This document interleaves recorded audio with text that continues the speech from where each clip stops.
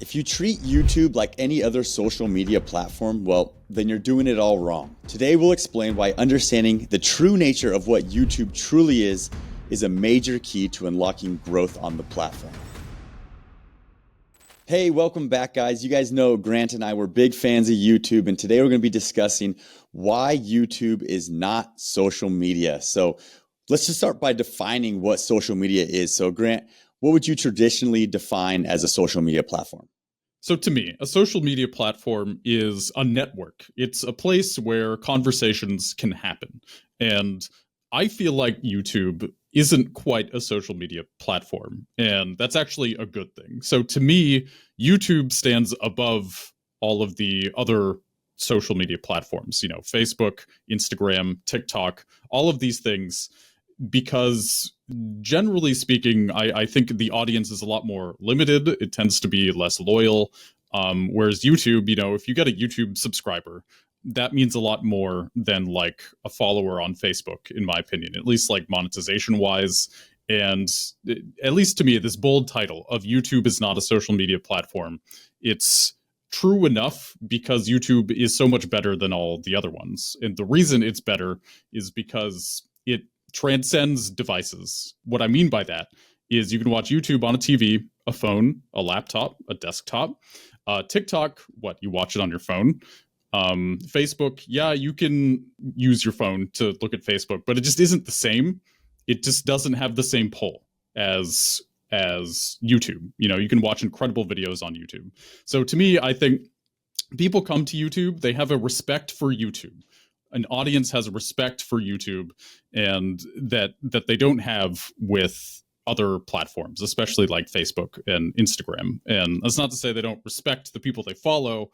I just think YouTube has a way of capturing people's attention more than, I don't know, just a bunch of like posts. It has a way of building an audience, a true audience, that perhaps you can start a business with, that Instagram and TikTok, I think it has, like, you need a way bigger audience with those platforms to make half as much money.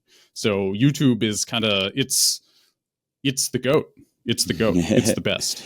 Yeah. And I agree with you as far as it being the GOAT and stuff, but I do think that the one reason you outlined is the long form video, right? Like where you can really build a relationship, build an audience, but also just like feature wise, like there's a lot of differences in features of what I would consider a social media platform like Facebook, right? Compared to YouTube, right? Feature wise, they might both have a news feed, right? There's a little bit of a news feed, like I think it's a community tab or something like that, where you got a little bit of a news feed on YouTube, but on these other social media platforms, like that's the main feature. It's the news feed, right? You're scrolling on Facebook, you're scrolling on TikTok, on Instagram, you're scrolling either like the timeline stuff or on Reels, and you're watching short form content. Okay, so that's one thing. And also too, it's like, evergreen content is like king on YouTube, right? So I was watching a podcast earlier, and the reason I say it's king is because this graph that Patty Galloway was showing, who's a YouTube expert, he was showing, all the different months of a certain channel.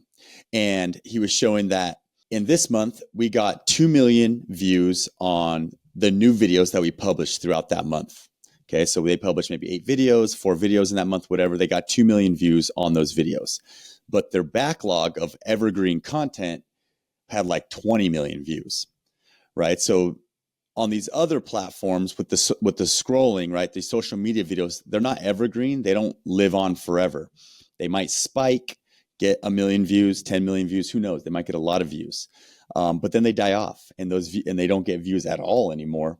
Where on YouTube, those old videos that you have will continue to get recommended to other people that YouTube feels like is interested in that kind of content. Your old video might get recommended to them, or to, people that are already your subscribers that have consumed maybe 2 or 3 videos of your new content. Then the algorithm will recommend an older video of yours, maybe that performs well, to that viewer. So that's the evergreen kind of side of it. Yeah. So Grant, what are your thoughts on evergreen versus more trending kind of content?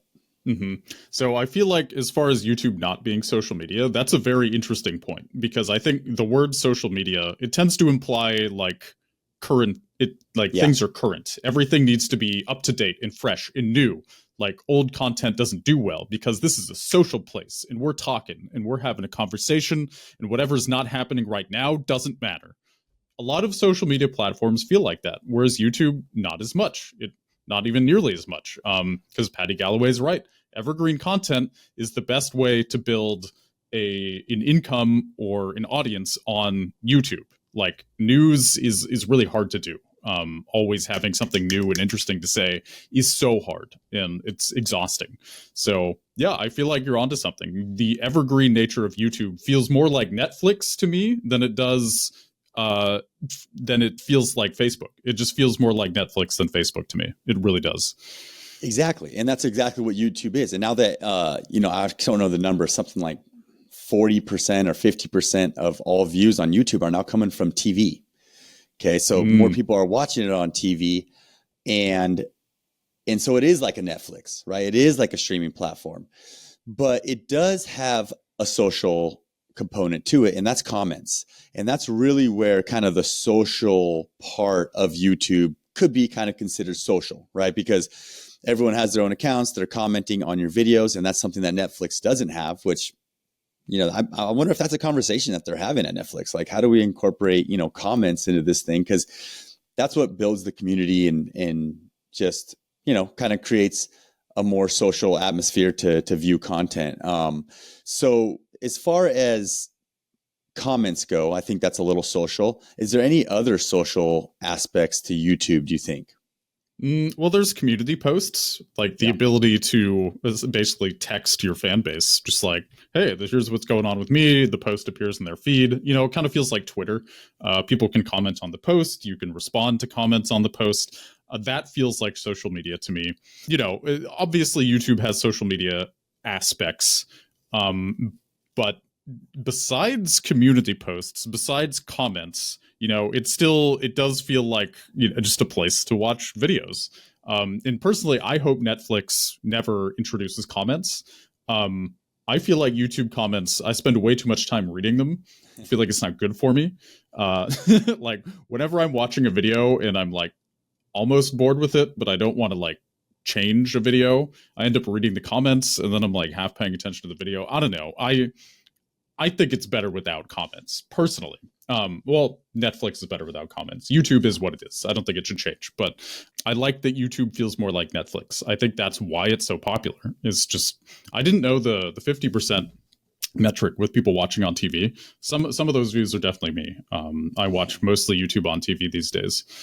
Yeah, it's crazy because like all these TVs now, like I would say any TV that comes out now, like it has the YouTube app like already pre-installed and everything on it. So it took a little bit of infrastructure to get there, right? I mean, I remember when Chromecast came out and you could, from your phone, Chromecast a YouTube video onto the TV. And that kind of seemed like that was going to be the way that it goes, but then now I don't Chromecast anything from my phone. I just use the YouTube app right there on the TV. How about you? Is that kind of the method you're using?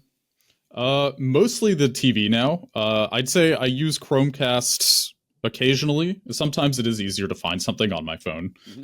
But usually if I'm gonna like go on the TV and watch YouTube, I kind of just like, scroll through the feed it gives me.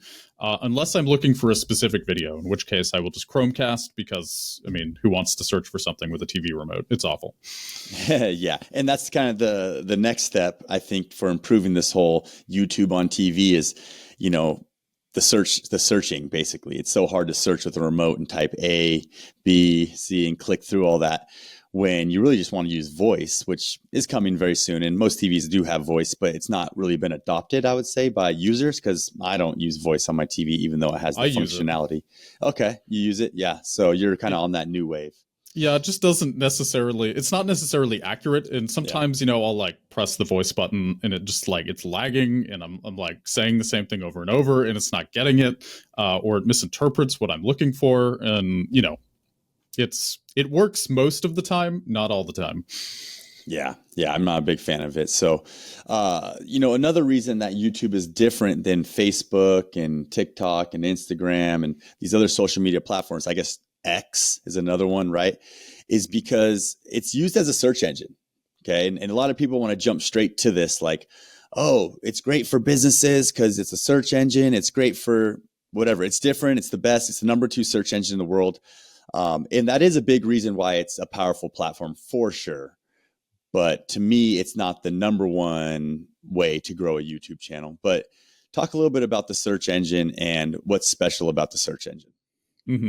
That's interesting. I never really thought about it that way, but you're right. YouTube is a search engine. It's sort of like Google for videos, which it's appropriate that Google owns YouTube, right? I feel like you don't really seek specific tweets out or X's out on X, Yeah, right? exactly. Like you're not like, that one tweet I saw a year ago, I really want to read it again. Yeah. You're not searching for that generally. Whereas YouTube, you can find what you're looking for. You really can. Whereas the other social media apps, they kind of just like throw things at you, which YouTube does too, but it doesn't. Yeah. There isn't that choose your own adventure functionality. Like you don't really have that on Instagram. You don't have that on Facebook. You don't have that on TikTok. Like TikTok is all algorithm. Yeah, it's interesting. YouTube is very unique in that regard. It is. And the search engine, right, works great. You can go on there, you can search, how to cut my grass or how to make my grass greener. You can search those things. But I will say that over time, the search engine algorithm and the overall algorithm, I feel like on YouTube, it has changed a bit to where even when you do a search on YouTube, sometimes I'll see a bunch of videos that creators that I've already watched and subscribed to, and it's showing me search results for creators that I've subscribed to. And it just makes me wonder, I don't know if this is true or not, but if they're kind of using that viewer satisfaction to rank videos specifically for that user. So let me just backtrack a little bit. Mm-hmm. So when you open up the YouTube algorithm, we've kind of discovered on this podcast through research and just things that have been said at conferences by people that work for YouTube and stuff, that every homepage to every user on YouTube is custom to them, right? They're going to try to show you new videos from even small creators, all kinds of creators, past ones that you subscribe to that they think that you will enjoy and click on. And so what I'm saying now is when I do a search on there, sometimes the results that it shows me are kind of similar, where yes, the videos do, cover, the question that I asked in the search bar, but at the same time, it's coming from, people that I've subscribed to. Have you noticed that at all? Mm-hmm. That search kind of changing on YouTube? A little bit. I do feel like it promotes channels I subscribe to more versus like giving me the best how to tie a tie video. You know what I mean? Exactly. And I think, YouTube has the impossible job of trying to give people what they want the most. But yeah, I guess, if I search how to tie a tie, I get the same video every time, but also I've watched that video like a billion times. So that's probably why it keeps coming up. But yeah, I think, YouTube is always tweaking the algorithm for better and worse. They're always trying to give you what you want.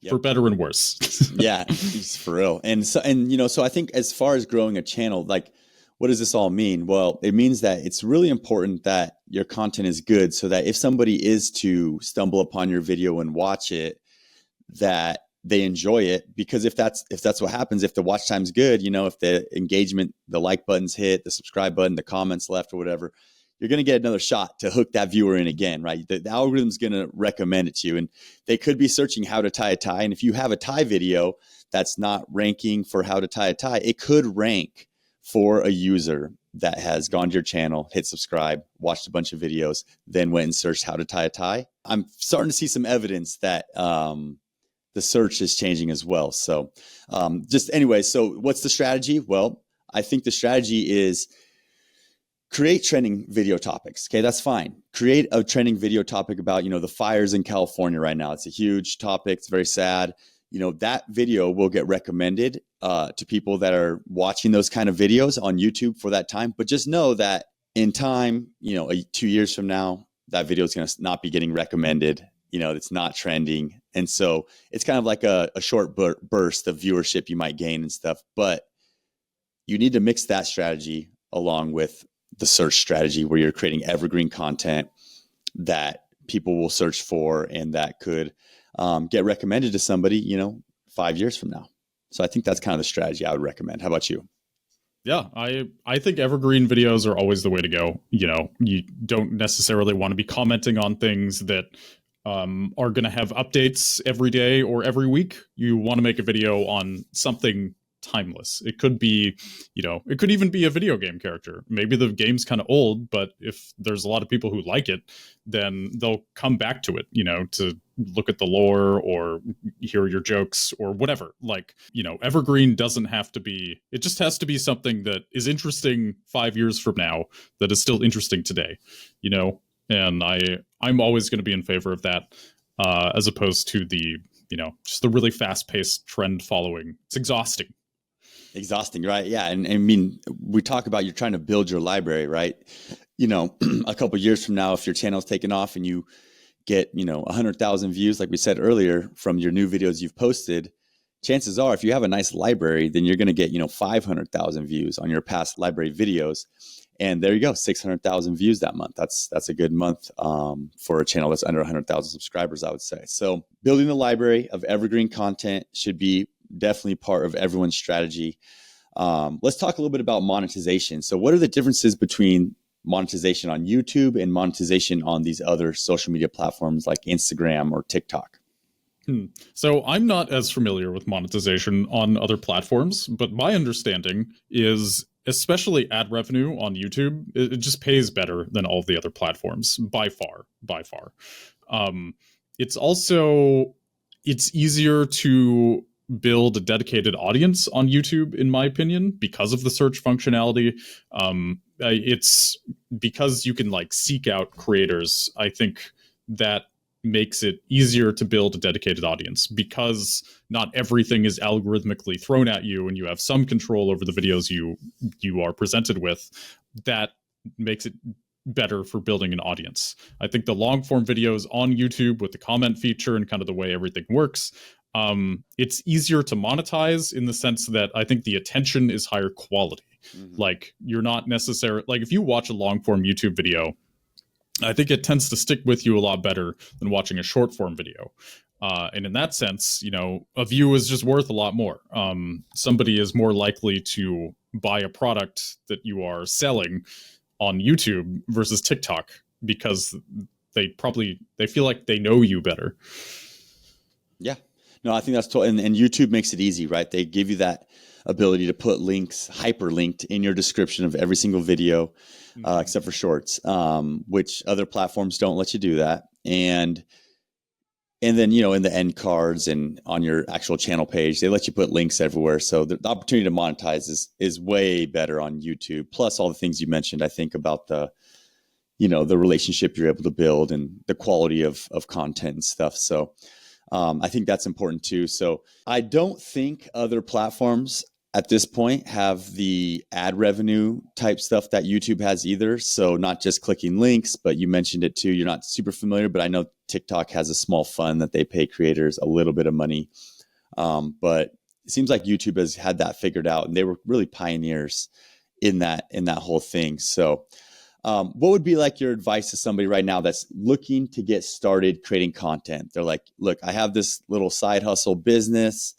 I would love to start selling these products online. Looking to maybe start a TikTok, an Instagram, a YouTube. Like, what would be just like a quick piece of advice that you would have for them?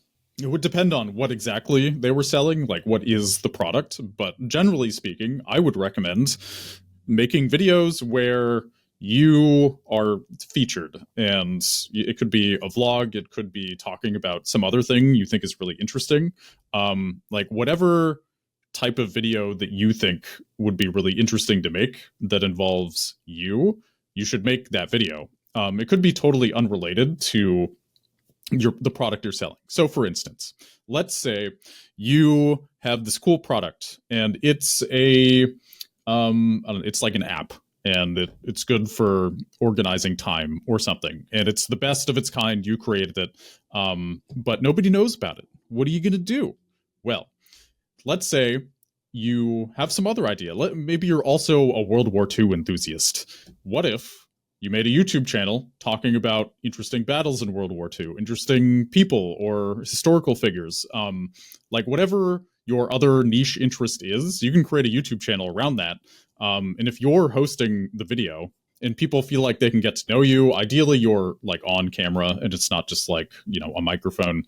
Um, if people if your personality is injected into the videos, your humor, your presence, the things only you can bring, then your audience is going to start trusting you.